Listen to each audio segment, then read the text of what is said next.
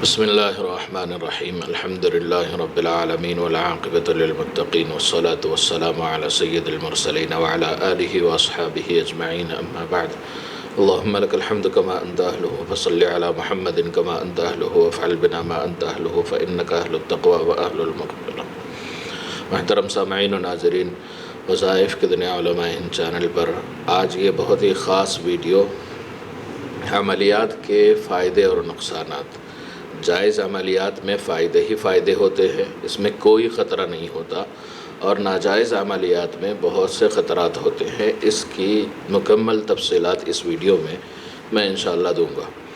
اگر آپ جائز عملیات کون سی ہیں اور ناجائز عملیات کون سی ہیں یہ اگر جاننا چاہتے ہیں تو اس ویڈیو سے پہلے وہ ویڈیو ہمارے چینل پر آ گیا ہے، آپ اس کو دیکھنا چاہیں تو یہاں آئی بٹن پر یا نیچے ڈسکرپشن میں اس کا لنک مل جائے گا، آپ دیکھ سکتے ہیں۔ اس ویڈیو میں صرف وہ معلومات دوں گا جس سے کون سی عملیات کرنے سے خطرے ہوتے ہیں، کون سی عملیات پڑھنے سے خطرہ ہو سکتا ہے، کیا کیا خطرے ہوتے ہیں، کیونکہ بہت سے لوگ سوالات کرتے ہیں۔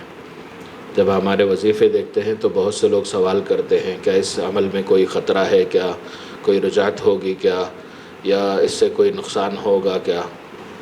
اس کی وجوہات میں بتا دیتا ہوں۔ سب سے پہلے میں جن خطروں کے ہونے کا آپ لوگوں کو اندیشہ ہوتا ہے اس کی وضاحت کر دوں۔ بہت سے ناجائز عملیات مشہور ہو گئے ہیں جس کو لوگ جائز سمجھ کر اپنے فائدے کے لیے کرنا چاہتے ہیں۔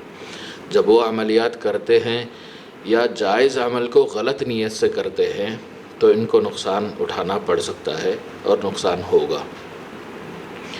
ناجائز عملیات کرنے سے یا جائز عمل کو، جیسے استغفار پڑھنا ہے اور آیت الکرسی پڑھنا ہے، یہ فائدے کی ہی چیز ہے، مگر اسی عمل کو دوسرے کو نقصان پہنچانے یا گناہ کی نیت سے کریں گے تو نقصان ہوگا۔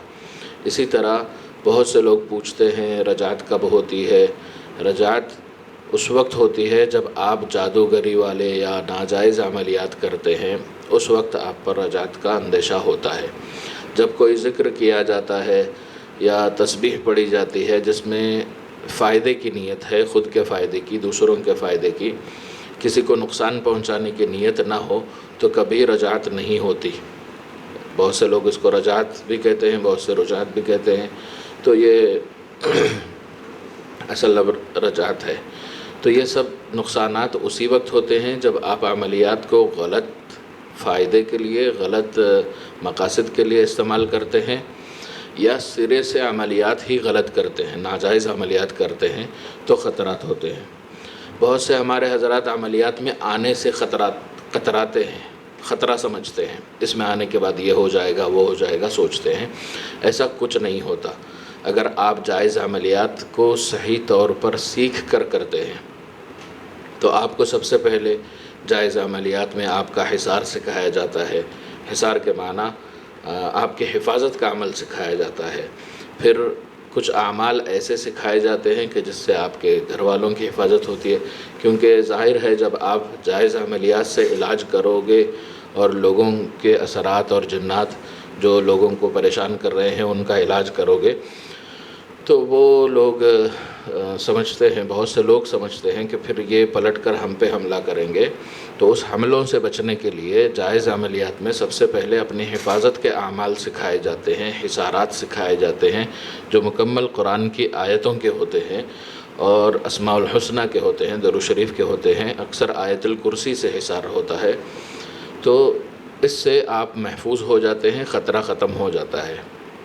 علاج بھی جب آپ کر رہے ہیں تو حصارات اور آپ کے معمولات کی برکت سے اللہ تعالیٰ آپ کی بھرپور حفاظت فرماتے ہیں اگر آپ جائز عملیات کر رہے ہیں۔ تو اس میں خطرے کی کوئی بات نہیں ہوتی جائز عملیات میں، چاہے آپ خود کے لیے کر رہے ہیں عملیات، خود کے فائدے کے لیے، یا لوگوں کے علاج کے لیے کر رہے ہیں، تو اس میں انشاءاللہ فائدہ ہی فائدہ ہوگا۔ اور حصار کے بعد کئی اعمال اور وظائف ایسے سکھائے جاتے ہیں جس سے آپ کی روحانی قوت محفوظ ہوتی ہے اور روحانی قوت بڑھتی رہتی ہے۔ روحانی قوت آپ کی بڑھنے سے شیاطین اور ناپاک جنات اور اس طرح کی بد روحیں وغیرہ اور جادو اثرات کا اثر اور اس کا نقصان آپ پر نہیں ہوتا ہے اگر آپ اس کی پابندی اور معمولات میں پکے رہتے ہیں.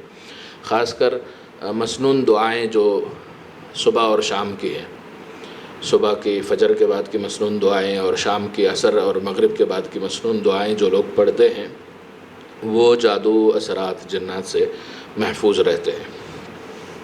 تو اسی طرح جو لوگ ناجائز عملیات کرتے ہیں اس میں خطرے ہی خطرے ہیں. جب عمل کر رہے ہیں اس وقت بہت سے خطرے ہوتے ہیں، جنات ان پر حملے کرتے ہیں، اور اگر یہ اس وقت بچ گئے تو کہیں نہ کہیں رجعت کا ان کو خطرہ رہتا ہے، اور بہت سے ایسے طریقے یہ اختیار کرتے ہیں کہ اللہ کی لعنت ان پر آتی ہے. بہت سے ناجائز عملیات کرنے والے ایسے عملیات کرتے ہیں جس سے اللہ کی لعنت ان پر آنا شروع ہو جاتی ہے. لوگوں کے اندر نفرت ڈالنے کا کام کرتے ہیں، پیسے لے کر لوگوں میں دشمنی ڈالتے ہیں، پیسے لے کر کسی کو نقصان پہنچاتے ہیں. تو ایسے ناجائز عملیات کرنے والے ہمیشہ خطرے میں ہی رہتے ہیں. اور جائز عملیات میں کوئی خطرہ نہیں ہوتا. جائز عملیات کا معنی ہے وہ عملیات جس میں قرآن اور سنت کے حدود کے اندر، شریعت مطہرہ کے حدود کے اندر، اللہ کے قانون اور رسول اللہ صلی اللہ علیہ وسلم کے طریقے کے اندر رہ کر جو علاج، جو عملیات کی جائیں وہ جائز ہیں. مختصر بتا رہا ہوں، مکمل تفصیلات اس ویڈیو میں آپ کو مل جائیں گی جو اس سے پہلے ہمارا بن چکا ہے ہمارے چینل پر. وہ آپ کو ڈسکرپشن میں یا آئی بٹن میں مل جائے گا. دوبارہ میں نے کہہ دیا.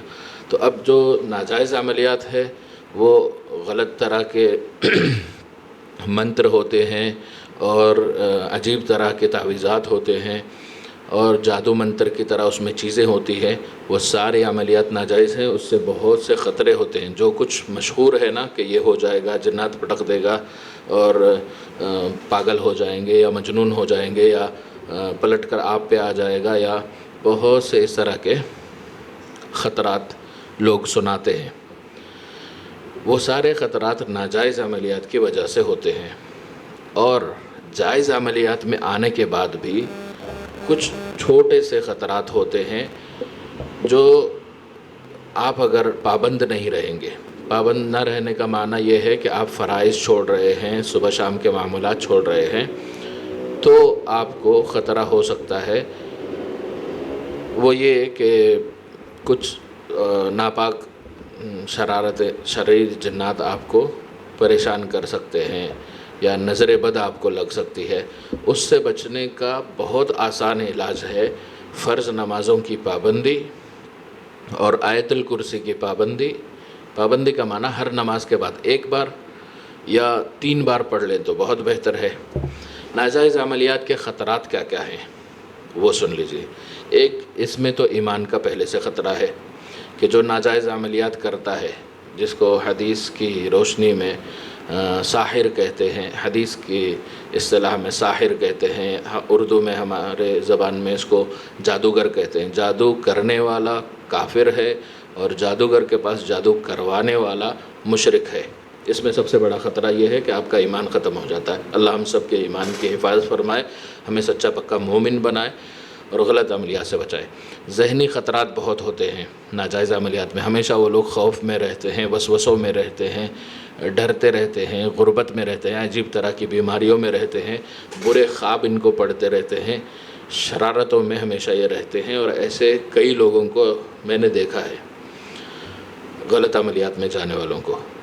روحانی خطرات تو بہت ہوتے ہیں، شیاطین ہمیشہ ان کے پیچھے لگے ہوتے ہیں. گھریلو ان پر خطرات ہوتے ہیں، بلا وجہ ان کے پاس جھگڑے بہت ہوتے ہیں، بے سکونی ہوتی ہے، ان کے بچے بھی محفوظ نہیں رہتے. آخرت کے تو بہت سے خطرے ہیں ہی ہیں. تو اس لیے مختصر کر کے میں کہوں تو جائز عملیات میں فائدے ہی فائدے ہیں. دنیا کے بھی فائدے ہیں، آخرت کے بھی فائدے ہیں، کیونکہ جائز عملیات میں قرآن کی آیتیں، درود شریف، اسماء الحسنی اور تسبیحات پڑھتے ہیں تو ثواب بھی ملتا رہتا ہے. فائدے ہی فائدے ہیں دنیا کے بھی اور آخرت کے بھی. اور ناجائز عملیات میں دنیا کا بھی نقصان ہے، آخرت کا بھی نقصان ہے، ذہنی نقصان بھی ہے، مالی نقصان بھی ہے، جسمانی نقصان بھی ہے. سارے نقصانات ناجائز میں ہیں. تو جو عملیات کے شوقین حضرات ہیں چاہے وہ کرنے کے یا کروانے کے، دونوں کو جائز کو اختیار کرنا چاہیے۔ اگر آپ عامل بننا چاہتے ہیں تو جائز عامل بنیے، ناجائز سے بچیے۔ اگر آپ عامل نہیں ہیں، آپ عام انسان ہیں، عام مسلمان ہیں، تو کبھی ضرورت پڑے تو جائز کو اختیار کیجیے، ناجائز سے پوری طرح بچنے کی ہمیشہ کوشش کرتے رہیے۔ اللہ تعالی ہم سب کو سمجھنے کی توفیق عطا فرمائے اور عمل کی توفیق عطا فرمائے۔ اسی طرح کے جائز عملیات ہمارے چینل پر بہت سے ہیں، آپ اس کو دیکھیے، اور کوئی طریقہ سمجھ میں نہیں آتا ہے، کوئی سوال ہوتا ہے تو واٹس ایپ پہ کر لیا کیجیے۔ اللہ کے لیے فون نہ کیا کریں، فون بہت زیادہ ہو جاتے ہیں۔ اور اگر آپ کا کوئی مسئلہ ہے اس کے لیے بھی آپ واٹس ایپ سے رابطہ کر سکتے ہیں۔ اسرار غیبی نام کا ایک کورس ہمارا چلتا ہے، ایک 7 دن کا مختصر بھی اور 40 دن کا بھی، تو ان دونوں میں سے کوئی کرنا چاہے تو اس کے لیے بھی واٹس ایپ سے رابطہ کریں، انشاءاللہ آپ کو معلومات دی جائے گی اور جو آپ کے سوالات ہیں اس کے جوابات دے دیا کریں گے۔ ویڈیوز پسند آنے کی صورت میں اس کو لائک کریں، دوسرے مسلمانوں کے ساتھ شیئر کریں تاکہ وہ بھی اس سے فائدہ حاصل کریں۔ جزاک اللہ خیر۔ السلام علیکم ورحمۃ اللہ وبرکاتہ۔